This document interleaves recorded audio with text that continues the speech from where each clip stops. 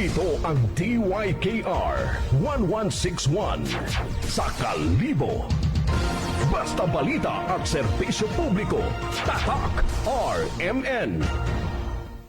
Ito po ang inyong lingkod, Conrado Estrella III, ang kalihim ng Department of Agrarian Reform. Sama-sama natin tuklasin ang mga hakbang na tinatahak ng Department of Agrarian Reform para sa mas maunlad, makatarungan at tunay na reformang agraryo tungo sa layuning sariling lupa para sa bagong bukas na masagana. Oras mga kasama sa RMN DYKR Kalibo, alas 10:04 oras sa Agahon.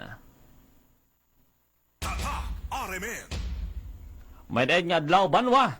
Mapamatian man makaron sa inyong mga radyo ag Facebook Live, rong kape at balitang agraryo. Raya rong programa para sa mga mangunguma ag benepisyaryo it Department of Agrarian Reform o KONDAR nga may ginatuyo nga ipagipagbahin rong mga tagupangdon o success stories it mga benepisyaryo nga sarang makatao-katon it inspirasyon. Bangod sa bag-o ag preska rondayang programa, makasalig kamo nga hindi mauyangan rong inyo nga oras sa baylo. Punon namon it paggaom ag impormasyon. Ro Department of Agrarian Reform hay isayang kahensya at gobyerno nga nagapanguna sa pag-implementar it Comprehensive Agrarian Reform Program o CONCARP kung sa siin nakatutok sa tatlo ka mga mayor nga programa kamana it pagpanagtag it libre nga gugta sa mga benepisyaryo, pangaywa ro pagtao it nagkainyain nga suportang serbisyo kaparehas it infrastructures, mga farm to market roads, tulay ng Pangulo Project, libre nga mga makinarya ag kagamitan sa uma, agrong pangatlo, hayrong serbisyo legal. Para makatao pagid it manami nga serbisyo sa mga benepisyaryo, RODAR hay may bag-o nga proyekto nga ginatawag nga Project Split o kon Support to Parcelization of Lands for Individual Titling. Rondaya nga proyekto hay makakompleto ro pagpahat-pahat it mga Collective Certificate of Land Ownership Awards o CONCLOA sa mga kwalipikado nga mga benepisyaryo.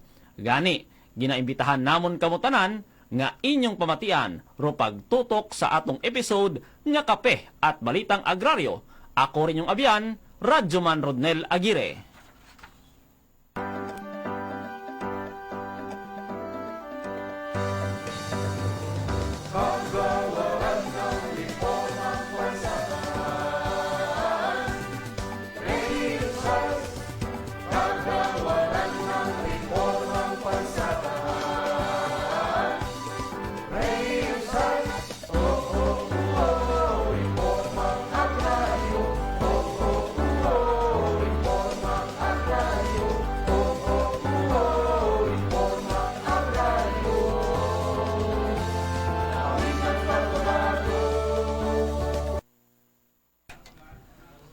Sambato sa mayor nga programa it ahensyang DAR, hayrong pagtao it nagkainyain nga support services sa aton nga mga maunguma para kita hay maklaruhan ag matawaan pagid ita konkreto nga eksplanasyon ag impormasyon.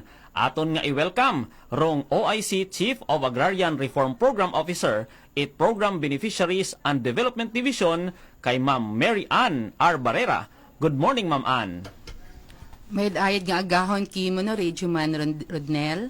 May dayad ba nga agahon sa aton nga mga tagpagamati sa aton nga RMN DYKR. So gusto man nato nga tamyawon do aton nga Secretary of the Department of Agrarian Reform, Secretary Conrado Estrella III, of course aton nga Regional Director RD Liomedes R. Villarreal. Aton naman nga Ardo Anthony P. Arastiki, likewise aton nga Arda Florentino Siladan. Of course aton nga Regional Director sa NIR Lucrecia S. Taberna. Ag syempre aton nga mga mapisan ag mahugod nga empleyado at Department of Agrarian Reform, kapinggid aton nga Parpo 2 Maria Teresa C. Valencia, Parpo 1 Engineer Ernesto T. Anino, Attorney Jose Roel Declaro, aton nga Chief Legal. Of course, aton nga Radiating Parad, Attorney Jose Maria Combater. Aton nga Carfo for LTID, Engineer Nora I. De La Rosa. aton nga Chief Admin Officer Marisa O. Mendoza, and of course aton nga kaapat nga Marpo sa aton nga 4 clusters. We have Marpo Jesus Ikay, Marpo Helen Tilano, Marpo Josel Pastrana, and Marpo John Bustamante. Siyempre, Radyoman Rodnel, gusto man naton nga tamyawon do aton nga mga agrarian reform beneficiaries, especially rato nga buo ag bag-o nga hatawon titulo under sa project split ag aton nga mga agrarian reform nga cooperatives nga ginaasistihan Department of Agrarian Reform. I see. So, karpuan mo, ano ro dapat na may sayran aton nga mga tagpagamati, no, mga listeners naton, kapin gid mga beneficiaryo parte sa mga buhaton aton nga Department of Agrarian Reform, gabi gid sa programa nga sa idagom Program Beneficiaries and Development Division. Ano mga units o kon section nga nakapaidagom kara ag pwede ba ma'am nga mapatpat kamon tanan daya ma'am? Yes, Radyoman Rodnel. So, after sa aton nga gintawan nato titulo ro aton ng mga beneficiaries, ginatawan nato support services. So, under di kararo atong division is Program Beneficiaries Development Division. So, raya may tatlo ka importante nga section. So, una kari is the social infrastructure building or ginatawag naton nga SIB. Raya hay under sa andang section head si Arputula Lane Isberto. Daya nga ra hay mga capability building training sa aton nga cooperative, formation it new ARBO, agpa-organize or pag-reorganize sa aton nga Barangay Agrarian Reform Committee. So, aton nga pangaywa nga section is the Enterprise Development and Economic Support or ginatawag naton nga EDES. Raya ginapangunahan ni Sarpo Lourdes Dea Saraspe. So, abura nga component, isa karon do development of new products, aton nga village level farm focus enterprise development or ginatawag naton nga VLPED, PBD lorrying, farm business school. Raya hay naga-focus sa collective marketing. We have also the partnership against hunger and poverty o ginatawag naton nga PAHAP.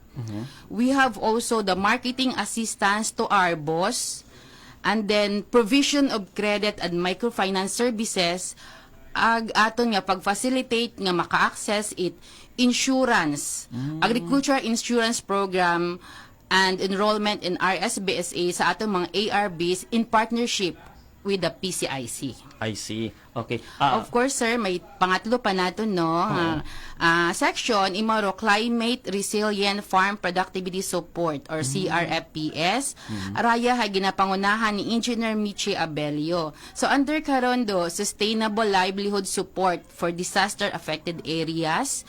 May mga projects rin nga gina-identify, production nga mga projects naton para sa aton nga mga ARBOS.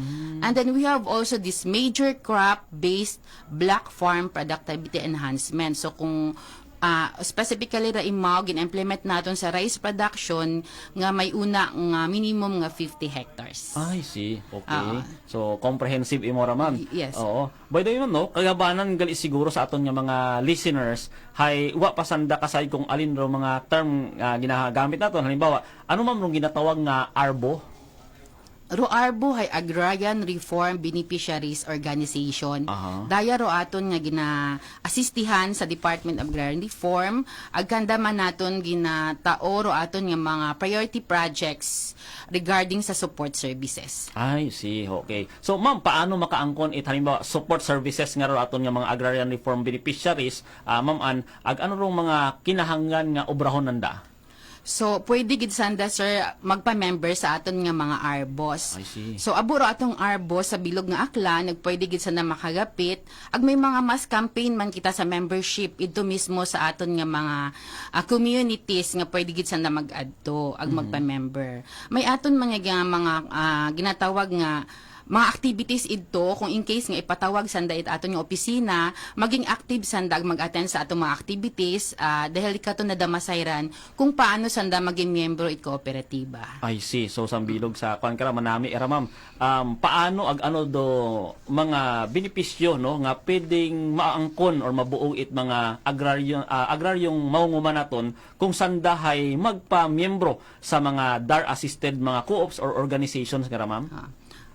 Kung member sanda sa co-op no or sa aton nga mga arbos ay may mga benefits mismo sandang mabuo at the end of the year dahil ato nga patronage refund ag dividend.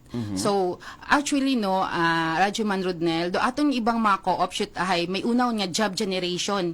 Ro ato nga mga ARBs mismo gina-employ nanda sa andang kooperatiba or sa andang organisasyon. So may jobs generation kita. May ginahambal man kitang food security dahil nga ni nga kung mag-implement, ito naton ginatao ro mga projects naton especially sa mga production, agricultural production. So, mismo maging self-reliant sanda sa andang community sa mga projects nga rang igatao naton ang i-sustain nanda I see. sa andang mga kooperatiba. Ginatawaan man sa technical assistance, may mga training kita, ginadevelop naton sanda maging farmer entrepreneurs. So, mismo ro aton nga ARB household no gina-encourage man naton nga dahil declining ngon do age ato mga farmers gina-train man naton do mga youth nga sanda ro mabuos nga mga farmers sa aton nga iya sa aton nga komunidad. I see. Ma'am, speaking ita arbos no or agrarian reform beneficiary organizations, ma'am, may pila kita ka mga arbos nga gina-assistiran it aton nga agency, ma'am? Ro Department of Agrarian Reform, Aklan, may una nga 49 arbos. So, sandara, sir, nakaregister sa SEC, may una nga daywa nakarehistro sa SEC, may 33 nga sa Cooperative Development Authority, and then may 14 pa kita nga sa DOLI nga for conversion into a cooperative. I see. Okay. So, ma'am, ro pagpadagagan matatday ka ng agency ita dar no sa pag-assister sa rondayang arbos, ma'am Ann? Okay, sir. Ro aton nga Department of Agrarian Reform ay nag-deploy it mga empleyado or mga staff naton bilang frontliners naton sa community. So ginatawag sandara nga development facilitator. I see. So sandaro ga-assist sa aton nga co-op, sandaro ma-mentor, sandaro ma-coach, sandaro ma-facilitate mga trainings, kung ano mga training needs it aton nga mga kooperatiba, ag atong arbos, ag aton nga mga ARB sandara serdo aton nga naga-facilitate gid. Oo. So from production to marketing ro ginatao nga assistance it dar. I see. Oo. So much holistic ro approach naton ag gusto man naton sanda nga maging compliant sa Cooperative Development Authority dahil nga may mga requirements man every year in good standing sanda so ga-facilitate man atong opisina.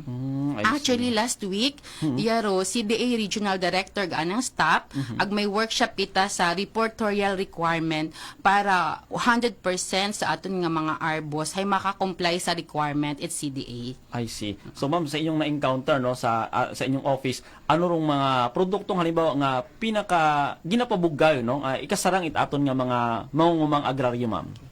So may aton nga food and non-food products. Raya yung mga resulta gon it paghanas, pag-improve, pag-develop, pag-package, iba-ibang produkto. So of course may aton nga rice, may aton nga nito, abaka and coconut byproducts. May aton man ginatawag nga soup broom nga pinamatibay nga soft broom pramalay. Oo. Of course may mga processed kita nga products, may mga juices, ag mga vegan noodles. Oo. So kasari-sari ra imo sir nga mga produkto nga gin-develop naton para mabuligan naton nga mapataas paro income it aton nga mga agrarian reform beneficiaries. I see. So ma'am, pag abot man ta sa intervention, paano nga ginatao nga intervention it aton ahensya sa mga mangungumang agraryo para sa anda nga mga produkto hay kumbaga may sigurado ba sa nang buyer, ma'am? Actually, Sir Dudar, hay may mga proyekto man regarding sa collective marketing. So, isa ka karon di ginatawag nga links farm, linking small farmers to market. So, may ginahana sandara, agin training gid sanda para magantigwan sanda kung paano mag-market sa andang product. And after that, may ato nga mga marketing contract sa mga specific product with the institutional buyer, agraya hay gina-facilitate mat opisina. Example, Sir Jairo, aton nga isang ka-co-op hay may kopra imaw nga marketing, so ginabaligya ita atong ARBs idto ag si co-op mabaligya sa institutional buyer. So secured sanda no dahil nga ni ginabakay mismo atong co-op, and then at the end of the year may anda pang buon nga patronage refund. I see. So, di ka naman gasud, siguro ka naman Arbo Mercado. Oh, yes. So, si Arbo Mercado, guwas sa rin, product showcase naton nga mga produkto, may aton nga mga local, regional, ag national nga mga agraryo trade fair. I see. So ginadagan naton ito sa mga previously ginadagan nato sa SM Mega Mall, tapos makararo mga trade fair naton ito sa Darko o sa Central Office. I see. So mismo yan sa Aklan no, may ginatawag kaming Arbo Mercado. Oo. So last March 17, may amon mga Arbo Mercado and para sa Women's Month celebration naton. So ginadaga aton nga mga ARBs ag mga arbos ro produkto nanda. I see. Agi nabaligya imaw. So ga-join man sanda no sa activity ito sa provincial government. May andaman nga mga trade fair ito. So ro yun, doon do mga gina-facilitate naton sa I DAR. see. Oo. Ma'am, sino-sino gali rong ka-partner it aton nga Department of Agrarian Reform sa pag-implementar itray mga nagkasari-sari nga mga proyekto ag mga support services, ma'am? Oo. Yes sir, abo gid no aton nga mga agencies nga nagabulig. So this is a collaborative effort gid no para matawan naton it bastante nga support services ro aton nga mga agrarian reform beneficiaries. I see. So una karon gid ro atong LGU, provincial and municipal. We have also the DTI, aton nga DA, the NIA, the DPWH naton, and then the DOLI, TESDA, ro aton nga Academ, ro Aklan State University, CDA, DNR, FIDA, DOST, PCA, PCIC, DSWD, ag iba pa nga mga private institutions. I see. Ma'am, tungod niya ginpakipagbahin nimo iya sa programa, karpuan ano ro mga challenges nga imo gid nga personal nga na-experiencean samtang nagatrabaho ka sa DAR? Basi ma'am, pwede mo kamon nga ma-share sa aton mga audience. Syempre ro aton nga mga agrarian reform beneficiaries ay buko niya mga ga-star sa lowland areas. So ito man sanda sa mga far-flung areas. So atong opisina hay nagapaninguha gid nga maabot naton sandara para matawaan gid its serbisyo. Insakto nga serbisyo sa aton nga Department of Agrarian Reform. And then isa pa naton aton nga mga ARBs abi nga Sir hay time baga nanda kung paano natin sila ma-training. So ginatry naton nga buon gid most convenient time nanda kung kinahanglan naton nga mag-overnight sa isang ka-area para lang mabuo naton do aton nga o mataon naton do serbisyo aro aton nga opisina agro aton nga mga staff sa DAR hay mag-extend gid ito yun nga ron nga overtime ag oras para mahinun-anon naton ro aton nga mga agrarian reform beneficiaries. So rin do mga limitations naton pero hay dahil sa pagbuligan no it aton nga DAR po ag DAR mo naton nga mga staff hay at least paabot naton kandaro kinahang serbisyo. I see. So ma'am, di karahay sa personal experience man nimo mga lugar sa probinsya at Aklan mga sasiin ikaw na assign nga mga offices at DAR, ma'am? Actually, sa provincial office ako, pero na-assign ako for almost 12 years sa Malaya ARC, sa Malaya Aklan. So rin do mga areas. And then, kung sa province ikaw, ay na-assign ka man sa iba-iba nga mga munisipyo. Ay, okay. Coverage. Oo. So ma'am, may mga magayo nga lugar ikaw nga nga hadtunan? Naabot namon as far as Situbuyo and Belen in Libacao. I see. Nag-campaign kami sa insurance program ito. Bali ano nga year to, ma'am? Way back mga 2013, we have this agricultural insurance program, no, in partnership with the Philippine Crop Insurance Corporation. I see. So personally, ma'am, sa imong impression sa din nga lugar, ano ro imong first impression sa lugar, ano rong nangin feedback it aton nga mga farmers ito, ma'am? Actually, magayo Gimando area, hay may mga hesitations man sanda kung ano ro ato nga tinutuyo or purpose it pag-adto naton idto. Pero dahil nga inapaintindi naton kanda no nga makarakita ka seryoso when it comes to implementation it atong project. So nagpa-insured man no atong mga farmers, and then mabahog it ang bulig dahil a month after no hay may nag-abot nga Yolanda. I see. So, nag-abot ro bagyong Yolanda. So, di ka to no nasayra nanda nga ganon gali ka seryoso kung paano kita mag-implement ang program ang mabahogit ang bulig kanda kasi nga ni ngagin bayran sanda sa mga losses. I see. Sa mga kasamaran sa anda nga abaka agniyog. Ay, okay. So din ang main product ito sa lugar gali nga ron. Yes, I see. So pero sanda ra gid aruga kinahangan gid at suporta naton. Oo. So, since naabot na ton sanda to during that year, makaron okay ta sanda. Kumbaga hay So every year yun no hay siya na andawon nga gina-anticipate. Gina-anticipate so marehistro sanda every year. Every year garehistro sanda sa insurance para in case may mag-abot nga mga kanas-kanas or calamities ay secured yung do crops agro mga livestock also nanda hagin pa insured yun nanda. So every year may campaign kita karon sa Department of Agrarian Reform in partnership of the PCIC. I see. So aron mga kasama din nga bukon yang gid itatanong nung do concern sa aton dar kundi dayaman nga mga kasapatan alaga naton mga livestock ag mga even poultry nga ma'am.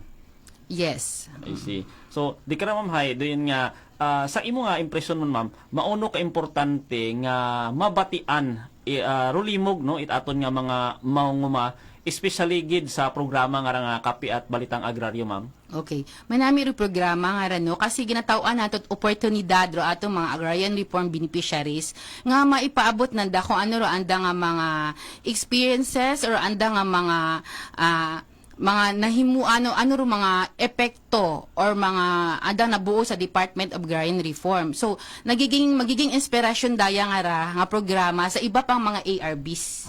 Oo nga wa pa naka-access it serbisyo. So uwa sa impormasyon nga mabuo it aton nga mga ARBs inspiration man. So kasi not only the ARBs no aton nga gina-present iya, ro mga ARBOS, ro mga local leaders ay naga-present man sanda kung ano ro andang benepisyo nga nabuo sa programa i Department of Agrarian Reform. I see. Oo. So masayran man nanda kung ano para mga next naton nga mga programa nga ipaabot naton para kanda.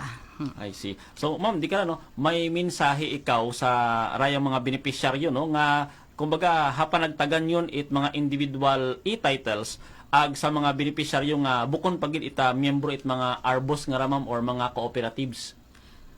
Yes, Rajuman Rodnel, no? So, gabid gid sa atong mga ARBs nga under sa Project Split, pwede gid sandagon nga magpamiyembro sa aton nga mga ARBOS, no? Adto kita sa aton nga mga municipal offices or sa aton nga mga ARBOS nga idto mismo sa andang community. Pwede sanda idto magmangkot ag magpamiyembro idto hauman da aton nga mga development facilitator para i-cater do yung needs it aton nga mga ARBs. So, during CLOA distribution man may aton nga mga technical staff nga una man mismo pwede man sada magpa-member. Ay, okay. So, pinisan na makagapit kinyo. Yes, sir.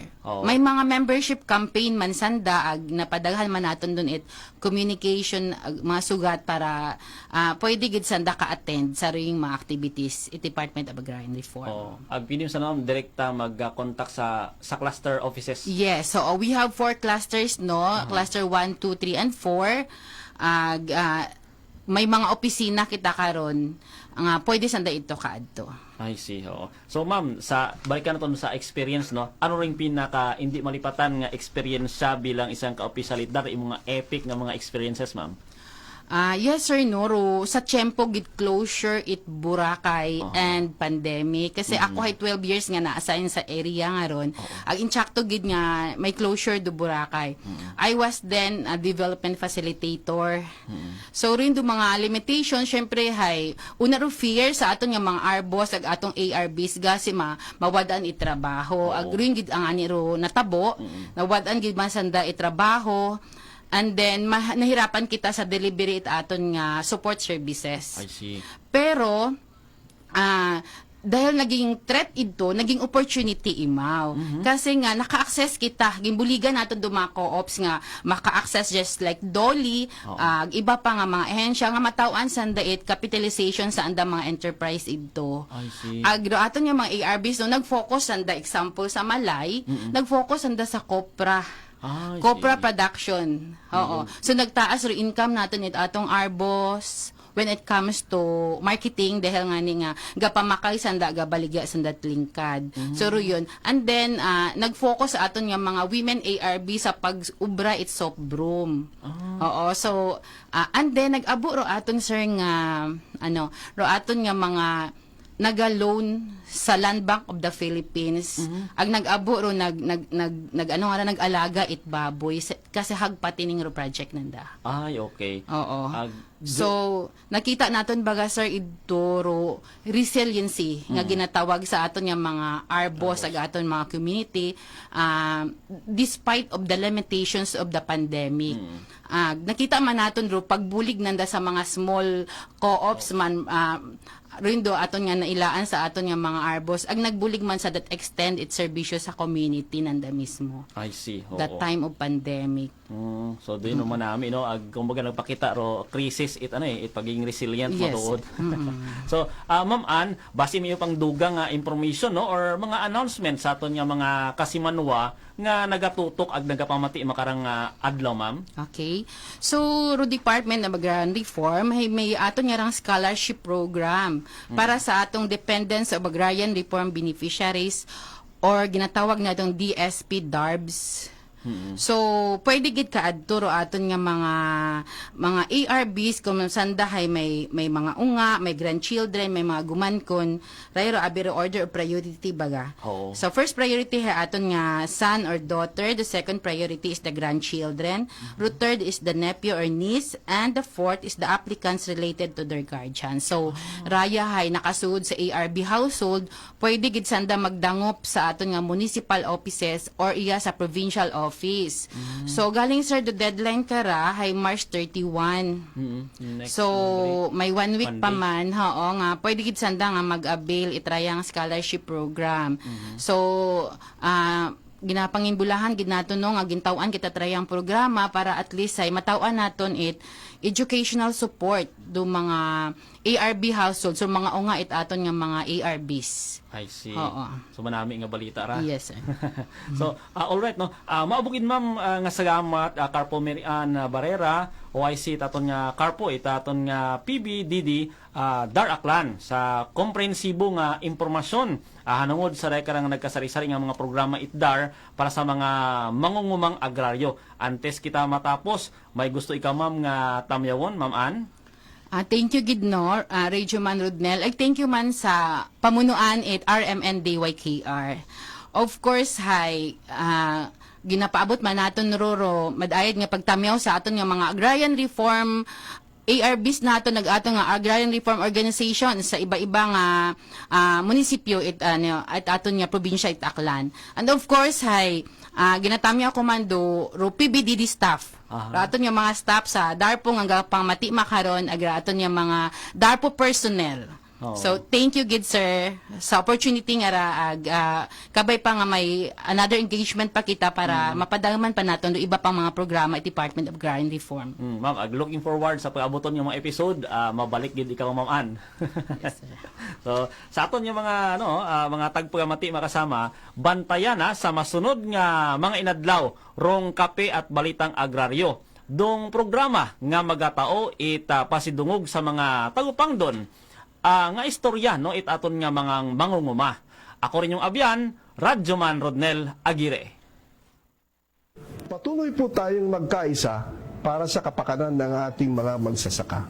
Hanggang sa susunod, muli natin tuklasin ang mga hakbang para sa maunlad, makatarungan at tunay na reformang agraryo tungo sa layuning sariling lupa para sa bagong bukas na masagana. Magtiwala po tayo sa ating mahal na Panginoon. Salamat po sa inyong pagsuporta.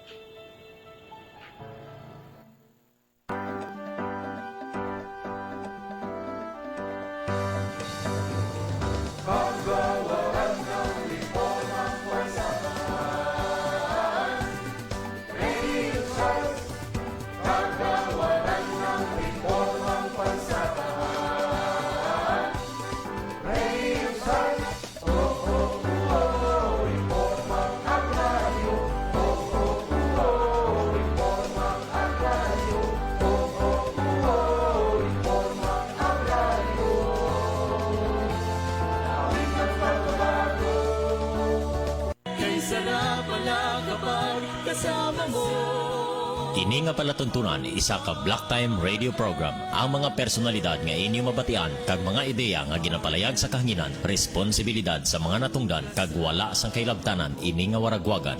Radyo mo nationwide. Tatak RMN.